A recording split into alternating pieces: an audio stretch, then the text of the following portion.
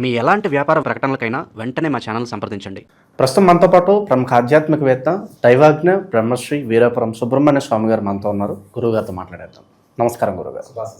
గురుగారు, ఉగాది రాశి ఫలితాలు ద్వాదశ రాశి వాళ్ళకి ఏ విధంగా ఉన్నాయో చర్చించుకుందాం. మరి శ్రీ పరాభవ నామ సంవత్సరంగా పిలుస్తున్నారు. దీనిలో భాగంగా వృషభ రాశి వారికి ఈ సంవత్సరం ఏ విధంగా ఉండబోతుంది? తీపి, పులుపు, వగరు ఎక్కువగా ఏ రుచి వీళ్ళకి ఎక్కువ తగులుతుంది అంటారు? ఎటువంటి జాగ్రత్తలు తీసుకోవాలి ఈ సంవత్సరం? చాలా మంచి విషయం అడిగారు.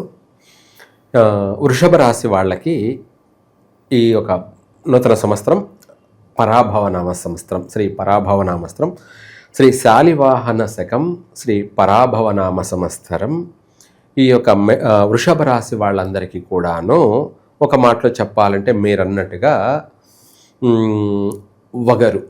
ఏమిటి వగరు అంటే మధ్యమ ఫలితాలు అనేది ఎక్కువ ఉన్నాయి. అయితే అది కూడా మనం పూర్తిగా తెలుసుకుందాం. అలాగే వృషభ రాశి వారికి ఆదాయ వ్యయాల్లో చూసుకుంటే ఈ యొక్క పరాభవనామ సంవత్సరం ఆదాయం 5, వ్యయం వచ్చేటప్పటికి 14. వ్యయం వచ్చేటప్పటికి 14, అందుకే వగరు.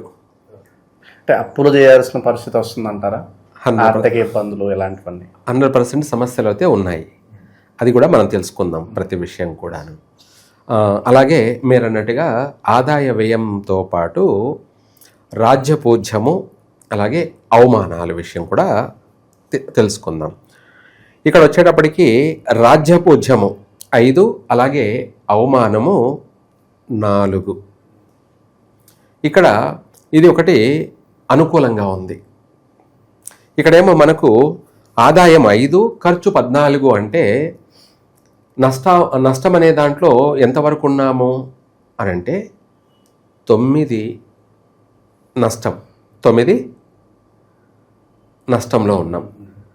14 ఖర్చు అన్నాం కదా, 5 ఆదాయం అన్నాం. ఈ యొక్క 5లో 14 తీయడం కుదరదు. అందుకనేసి ఖర్చులో ఆదాయం తీసేస్తే ఎంత నష్టం ఉంది? 9 రూపాయలు నష్టంలో ఉన్నాం. అంటే ఈ పరాభవనామ సంవత్సరం అంతా కూడా ఆర్థిక పరంగా ఒడిదుడుకులు అధికంగా ఉన్నాయి వృషభ రాశి వాళ్ళకి. ఇది వాస్తవమే. గ్రహస్థితి యొక్క ప్రభావం వల్ల మార్పులు చేర్పులు అనేది ఉంటుందిలేండి, అది కూడా తెలుసుకుందాం. తర్వాత మనము గౌరవార్థం 5, అవమానం 4. 5లో 4 తీసేస్తే ఒకరు గౌరవించే వాళ్ళు అంటూ ఉన్నారన్నమాట. మనల్ని మన జీవితానికి సాటిస్ఫై కావడం కోసం నష్టపోయినా ఒక తృప్తి కలుగుతుంది. ఏమని? మనల్ని గౌరవించేవాళ్ళు, ప్రేమించేవాళ్ళు ఉన్నారు అని అర్థం. అదే మనకు ఒక పాజిటివ్. ఆర్థిక పరంగా ఇబ్బందుల్లోనూ అప్పుల్లో ఉన్నా కూడా మనము మంచి వాళ్ళు అనే ఒక గౌరవం, సన్మానం అనేది మనల్ని జీవన విధానానికి, జీవితానికి ఒక సాటిస్ఫైనిస్తుంది అనేది వాస్తవం. వృషభ రాశి వాళ్ళు దాన్నే కష్టే ఫలి. ఆ ఫలితం ఏంద్రా అంటే గౌరవార్థం దక్కుతుంది. కానీ అప్పులు మాత్రం ఉంటాయి. అప్పులున్నా గౌరవం ఉండాలి. రెండు లేకపోతే ఎటో ఆర్థిక పరంగా నష్టాలే, అలాగే అవమానపరంగానూ నష్టాలే ఉన్నాయనుకోండి, అది చేదు, వైరాగ్యం వస్తుంది. ఇంకా జీవితం నరకం అంటే ఏమిటో ఎక్కడో చూడాల్సిన అవసరం లేదు. మనమే ఇంట్లోనూ లేకపోతే చుట్టుపక్కల సమాజంలోనూ మన ప్రతిదీ ఇక్కడే చూసేస్తాం. నరకం అనేది అన్నీ ఇక్కడే చూసేస్తాం. అదే మనిషిని సర్వ విధాలకు కూడా లాస్ చేస్తుంది. ఎనర్జీ ప్రకారంగా, అదే మానసిక ప్రకారంగా, ఆరోగ్య ప్రకారంగా, ఆర్థిక ప్రకారంగా అన్ని విధాలు కూడా ఆ మనిషి యొక్క జీవితం అనేది నలిపేస్తుంది, పిప్పి చేసేస్తుంది, పీడిస్తుంది, పిండి చేసేస్తుంది. అయితే ఇవన్నీ కూడా మనము ప్రపంచంలో ప్రతిదీ జరుగుతూనే ఉంటుంది, జరిగిపోతూనే ఉంటుంది కళ్ళ ముందర. చేసేది ఏమీ లేదు. దాన్నే చేయమని చెప్పడం. జ్యోతిష్యం ఏం చెప్తుంది అంటే భవిష్యత్తుని డెవలప్మెంట్ చేసుకోవడానికి మాత్రమే ఇది సూచిస్తుంది, తెలియచేస్తుంది. దాన్నే మనము ఇచ్చిన అవకాశాన్ని సద్వినియోగం చేసుకోవడం. అంటే తెలియచేయడం అనేది కూడా ఏంటంటే, ఇలా కాదు, ఇలా నడుచుకోండి, జీవితం బాగుంటుంది, అది కూడా కరెక్టే తెలియచేసే వాళ్ళు ఉండాలి. దానికన్నా ముందు కూడా ఒకరు చెప్పడం ఏమిటి, మనం చెప్పించుకోవడం ఏమిటి అని అనుకుంటే మీకే స్వదాగా అన్న ఉండాలి. ఏమిటి స్వదాగా సొంత నాలెడ్జీ ఉండాలి. ఏమిటి ఆ నాలెడ్జీ అంటే, ముందు అన్నిటికీ మూలమైనది దైవం. అన్నిటికీ మనకు మంచి చేస్తున్నది, మనకు చెడు చేస్తున్నది, ఇవన్నీ కూడా దైవానుగ్రహం అనేది దాని వల్లనే జరుగుతూ ఉన్నాయి. దాన్ని మనము పెంపొందించుకోవాలి. ఏం చేయాలి? మనము దైవారాధన అనే ఒక భక్తి శ్రద్ధతో మనము పెంపొందించుకుంటూ వెళ్ళడం వల్ల ఇవన్నిటి నుంచి కూడా మనము తప్పించుకు తిరుగువాడు ధన్యుడు సుమి. అన్నిటి నుంచి తప్పించుకొని తను మంచి పొజిషన్లోనే ఉంటాడు, మంచి అభివృద్ధి మార్గంలోనే ఉంటాడు. అది తెలియచేసేది జ్యోతిష్యం. బాగలేదని భయపడాల్సిన అవసరం లేదు. ఏమో అప్పులైపోతాయేమో అని భయపడాల్సిన అవసరము లేదు. మనం నడుచుకునే విధానం కూడా మనల్ని కాపాడుతుంది. మనం నడుచుకునే విధానమే మనం బాగుపడతాం. ఆ నడుచుకునే విధానమే దైవారాధన. ముళ్ళును ముళ్ళుతోనే తీయాలి అన్నట్టుగా ఆ దైవానుగ్రహం వల్ల వచ్చేటువంటి మంచి చెడుల్ని మనము తెలుసుకొని వాటిని సరి చేసుకొని పూర్తిగా మనం అభివృద్ధి మార్గంలో జీవించడానికి 100% ఇది ఉపయోగపడుతుంది. ఇంకా చెప్పాలంటే ఈ పరాభవనామ సంవత్సరంలో ప్రస్తుతమైతే ఈ ఉగాది నుంచి కూడా వీళ్లకు జూన్ వరకు కూడా పర్వాలేదు. జూన్ తర్వాత జూలై నుంచి పూర్తిగా జూన్ చివరి వరకు కూడా పర్వాలేదు. ఆ జూన్ తర్వాత నుంచి లేదా జూలై ప్రారంభం నుంచి ఈ రాశి వాళ్ళకి అనేక విషయాలలో ఆటంకాలు అధికంగా ఉండబోతున్నాయి. శని కూడా ఆయన ఉన్నటువంటి డిగ్రీస్, ఆయన ఉన్నటువంటి స్థానాన్ని బట్టి కొంత వక్రీకరించి ఉండడం, లాభసాటిగా ఇప్పుడు ప్రజెంట్ ప్రారంభంలో ఉంది కాబట్టి ఆ తర్వాత మార్పులు చేర్పులు గ్రహాల యొక్క సంచార ప్రభావం మారుతూ ఉండడం వల్ల గురువు కూడా ద్వితీయ స్థానం నుంచి తృతీయ స్థానం 3వ ఇంట్లోకి ప్రవేశించడం వల్ల శని కాస్త వక్రీకరించడం వల్ల రివర్స్ అయ్యే అవకాశం ఎక్కువగా ఉంది. ఏదైతే మనము ఎక్స్పెక్టేషన్ చేస్తామో, మనము ఎక్కడి నుంచో ఏదో అది వస్తుంది ఇది వస్తుంది, మనం ఇది చేసాం అది చేసాం అన్నీ కలిసి వస్తాయి అని అనుకుంటూ ఎక్కువగా ఊహించుకుంటూ ఉంటామో అక్కడే రివర్స్ అవుతుంది. ఆ జూలై తర్వాత నష్టాలు జరిగే అవకాశం ఉంది. ఆ నష్టాలే ఇందాక మనం చెప్పుకున్నటువంటి ₹9 నష్టం. ఆ నష్టాలు ఆర్థిక పరంగా మాత్రం బలంగా ఆటంకాలు కలగజేసే అవకాశం ఉంది. మనం ఎంత చేసినా కూడా ఆదాయం తక్కువ, అప్పులు ఎక్కువ. మనం ఒక పని కోసం అప్పు చేయాల్సి వస్తుంది. అది కాస్త మనం చేశాము, అది మళ్ళీ లాభంగా సాగింది అంటే తీర్చుకోగలుగుతాము. అది నత్తనడుకన అంతంత మాత్రమే ఆ వ్యాపారం కొనసాగడం వల్ల ఈ తెచ్చిన అప్పు అలాగే నిలబడిపోవడం అనేది మనకు నష్టాన్ని కలగచేస్తుంది. అలా అనేసి ఏమీ భయపడాల్సిన అవసరం లేదు. ఈ జూలై ప్రారంభం వరకు కూడా అన్ని విధాలా బాగుంది. వృషభ రాశి వాళ్ళకి ఈ పరాభవనామ సంవత్సరంలో జూలై వరకు కూడా దీపం ఉండగానే ఇల్లు చక్కబెట్టుకోవాలి అన్నట్టుగా ఈ ప్రారంభంలోనే ఏదైనా చేశారంటే, ఏదన్నా కొత్త వ్యాపారాలు కావచ్చు, కాస్త వీళ్ళు జూలై లోపే ప్రారంభించుకుంటే బాగుంటుంది. దాన్ని దీపం ఉండంగానే ఇల్లు చక్కబెట్టుకోవాలన్నది ఎందుకన్నానంటే, నూతన వ్యాపారాలు ఈ ఉగాది నుంచి ప్రారంభం చేసుకోవచ్చు. ఇది ఏప్రిల్, మే, జూన్ ఈ 3 నెలల్లో ఏదైనా సరే కొత్త వ్యాపారాలు ప్రారంభం చేయండి. ఇప్పుడు చేయడం వల్ల, ఎందుకంటే అనుకూలమైన వాతావరణంలో మనం చేస్తున్నాం కాబట్టి రేపు బాగలేని పక్షంలో కూడా కాస్త మనకి ఊరట ఉంటుంది, బాగానే ఉంటుంది, ఇబ్బంది లేదు. మనం ప్రారంభం చేయడమే జూలై తర్వాత ప్రారంభం చేసినట్టయితే ఆగిపోవడము, నిలిచిపోవడము, లేదంటే మూతబడిపోవడము, మనం పెట్టుబడి పెట్టింది నీళ్ల పాలు అన్నట్టుగా బూడిది పాలు అయ్యే అవకాశాలు కూడా ఉన్నాయి. కాబట్టి అందుకనేసి మనం తెలివిగా ఎప్పుడు చేస్తే బాగుంటుంది అన్నది ఇక్కడ మనం తెలుసుకోవాలి. ఈ ఉగాది నుంచి జూన్ వరకు కూడా నూతన వ్యాపారాలన్నీ కూడా ప్రారంభం చేసుకోండి.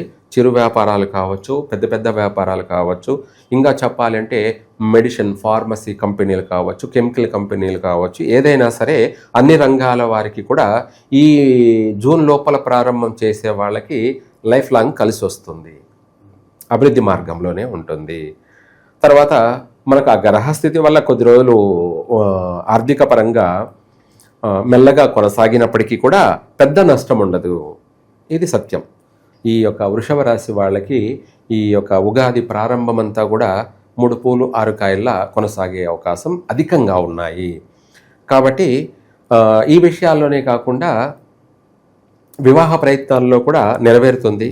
సంతాన విషయంలో కూడా కొద్దిగా ప్రారంభంలో అయితే చాలా వరకు సంతాన అనుకూలత ఉంది. ఆ తర్వాత సంతాన విషయంలో కూడా ఆటంకాలు ఉన్నాయి. జూలై తర్వాత ఏదైనా నష్టాలు జరిగే అవకాశం ఉంది.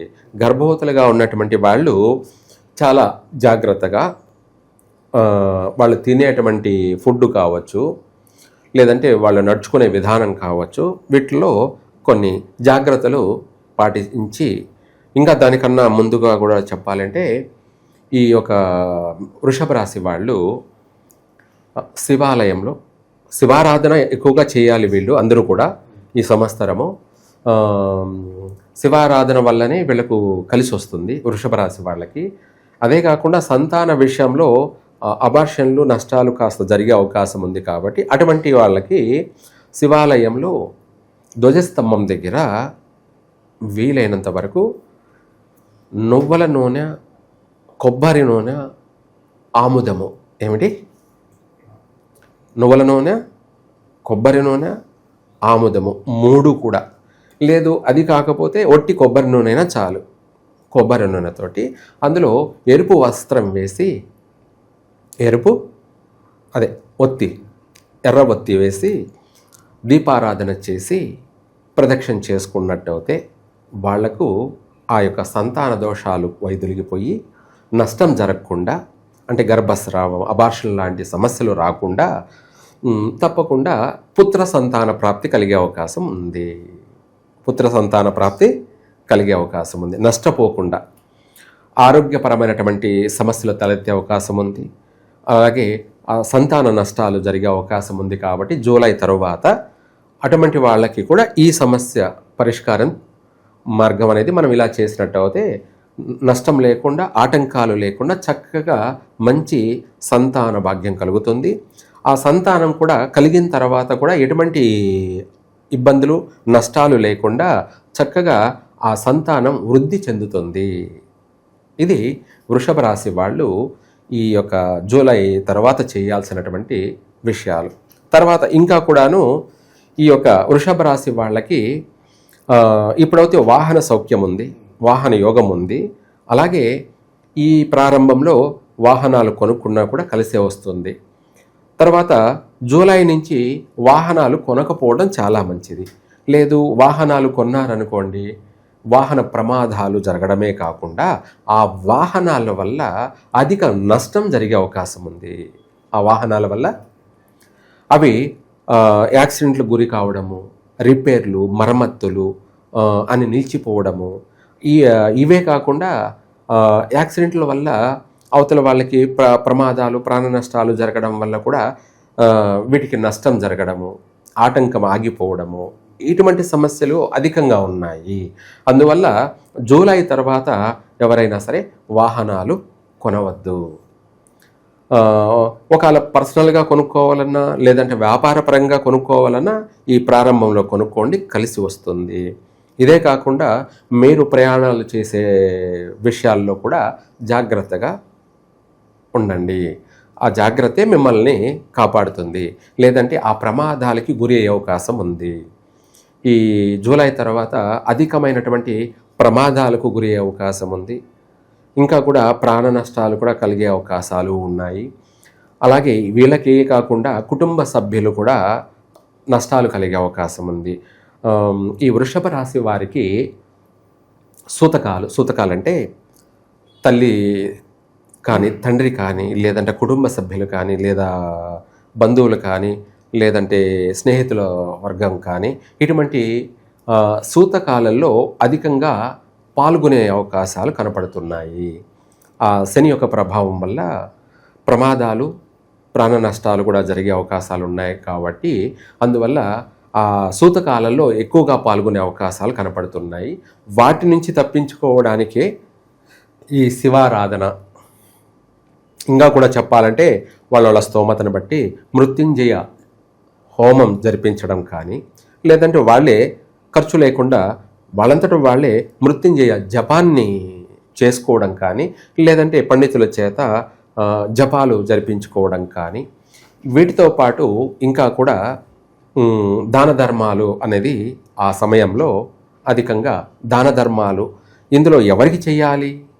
దాన ధర్మాలు అంటే కూడా 3 రకాలుగా ఉంటుంది. ఈ 3 రకాలు ఏమిట్రా అంటే ఖర్చు లేకుండా నల్ల చీమలకి బియ్యము లేదా బెల్లము ఇటువంటివి ఏవైనా సరే తీపి వంటకాలు పదార్థాలు నల్ల చీమలకు దానం చేయడం వల్ల శని శాంతించడము, అలాగే శని అనుగ్రహం కలుగుతుంది. కాబట్టి ఈ పీడలు, ఈ ప్రమాదాలను మనం తప్పించుకొని బయటపడవచ్చు.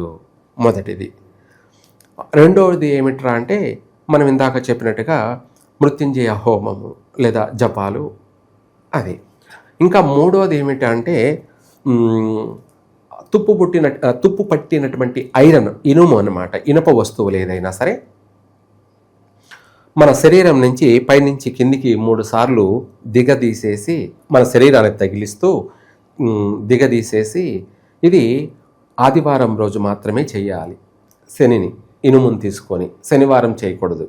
ఆదివారం రోజు దిగదీసేసి దాన్ని దానమన్నా చేసేయచ్చు ఎవరికన్నా, లేదంటే నీళ్ళల్లో వేసేయడం కానీ లేదంటే కాలే అగ్నిలో మనం వేయడం కానీ ఇలా చేసినట్టయితే పూర్తిగా శనిపీడ అనేది కూడా వైదొలిగిపోయే అవకాశం ఉంది. దానివల్ల మనకు ప్రమాదాల నుంచి బయటపడవచ్చు, ఆరోగ్య సమస్యల నుంచి కూడా మనం బయటపడవచ్చు. ఇంకా అవే కాకుండా ఇతరత్ర నష్టాల నుంచి కూడా చాలా వరకు మనం బయటపడే అవకాశం ఉంది. ఈ 3వ మార్గం అన్నా చెయ్యాలి. ఇందులో మొదటిది ఖర్చు లేనిదే, రెండవది ఖర్చు లేనిదే, మధ్యలో మనం ఇందాక చెప్పుకున్నట్టుగా మృత్యుంజయ జపాలు లేదా హోమాలు, మృత్యుంజయ హోమాలు చేయడం వల్ల ఇంకా కూడా పెద్దగా అభివృద్ధి ఉంటుంది. అటు ఆపదల నుంచి మనం తప్పించుకోవచ్చు, అలాగే ఆర్థిక పరంగా కూడా మనము బయటపడవచ్చు. 2 విధాలు కూడా కలిసి వచ్చే అవకాశాలు అధికంగా ఉన్నాయి.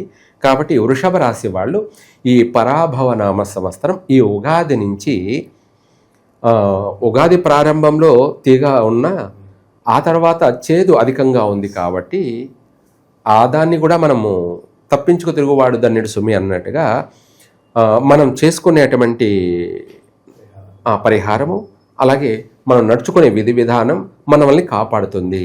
ఈ యొక్క వృషభ రాశి వారికి ఈ విషయాలే కాకుండా ఇంకా కూడా ప్రతి విషయాలలో కూడా, ప్రతి విషయాలంటే వ్యవసాయ భూముల విషయాల్లో కావచ్చు, లేదంటే మన రియల్ ఎస్టేట్ వ్యాపారాల్లో కావచ్చు, ఆ తర్వాత అధికమైనటువంటి నష్టాలు జరిగే అవకాశం ఉంది.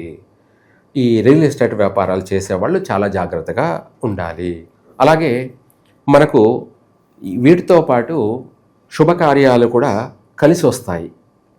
ఈ ఏప్రిల్, మే, జూన్లోనే వివాహ ప్రయత్నాలు 100% సక్సెస్ అవుతాయి. అధిక ఆలస్యం జరిగి ఉన్నటువంటి వాళ్ళకి వివాహం అయిపోతుంది, లేదా కొత్తగా ప్రారంభం చేసే వాళ్ళకి ప్రారంభం చేయడంతో వెంటనే టకటకటక సంబంధాలని కుదిరి వివాహం జరుగుతుంది. ఆ విధంగా కూడా వీళ్లకు ఆ జూలై తర్వాత అప్పు అనేది తేలుతుంది. ఏమిటి?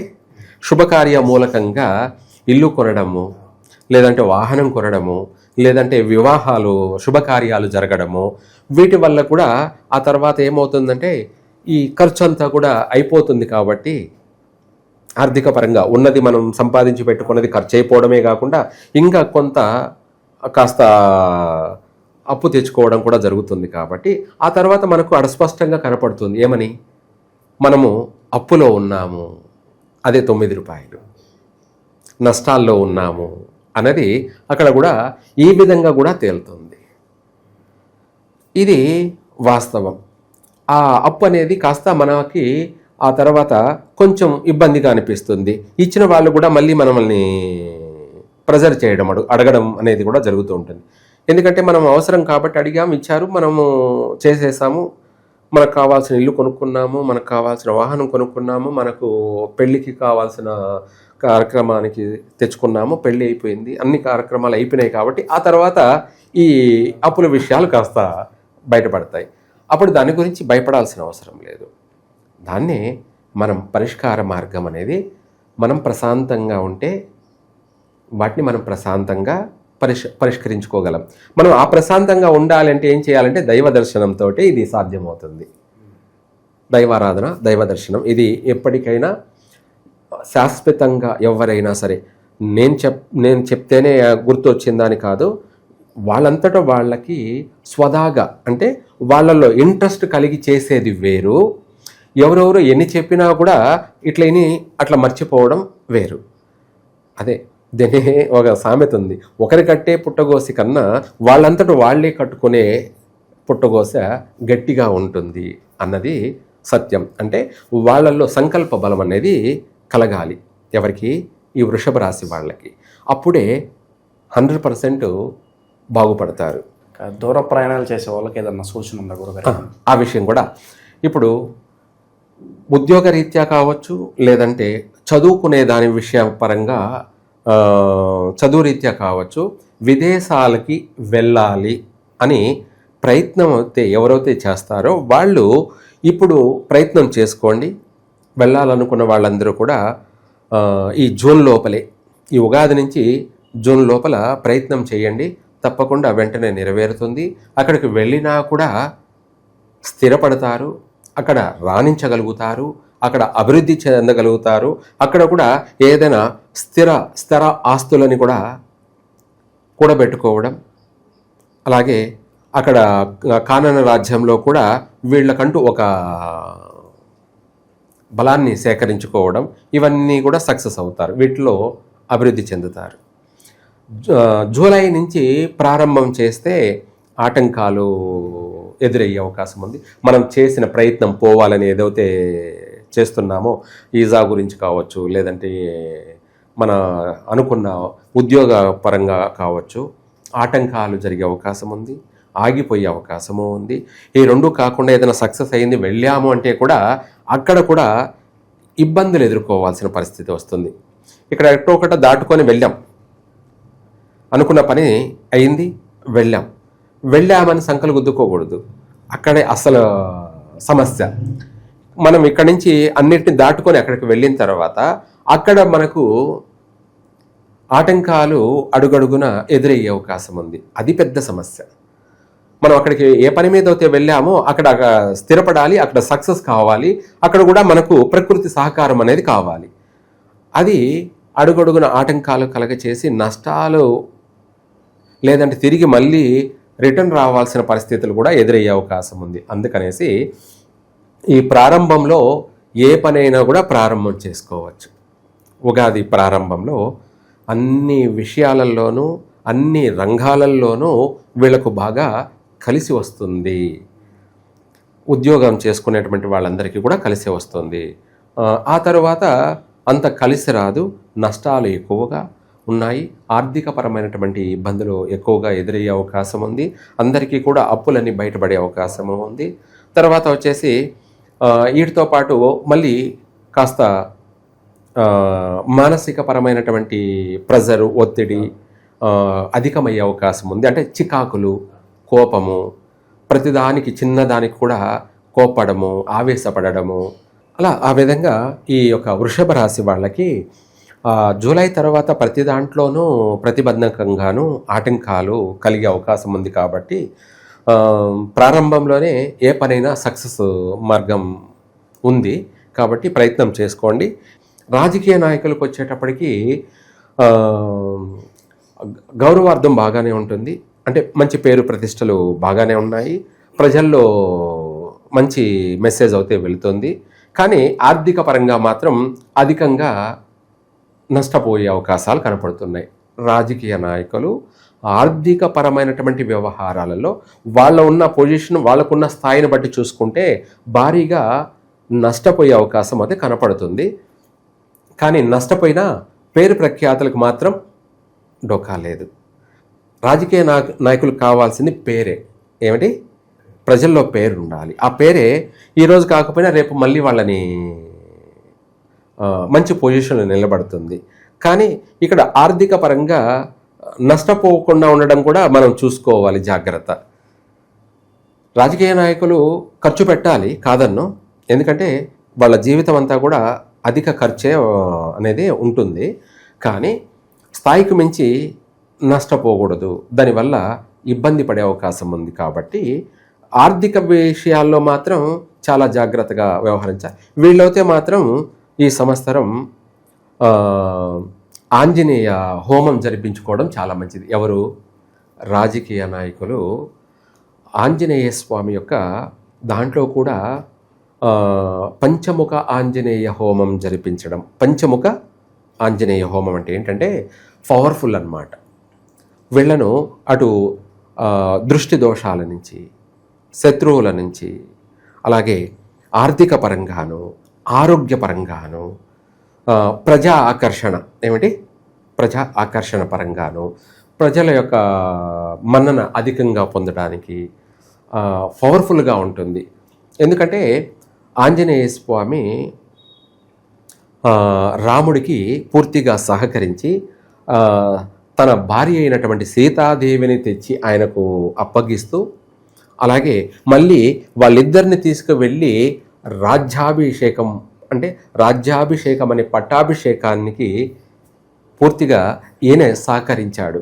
వాళ్ళను మళ్ళీ దేశానికి చక్రవర్తులుగా చేసిన ఘనత ఆంజనేయ స్వామిది. అట్లాగే మన సర్వకార్యాలన్నింటినీ కూడా చేసేటువంటి వాడే ఈ యొక్క పంచముఖ ఆంజనేయుడు.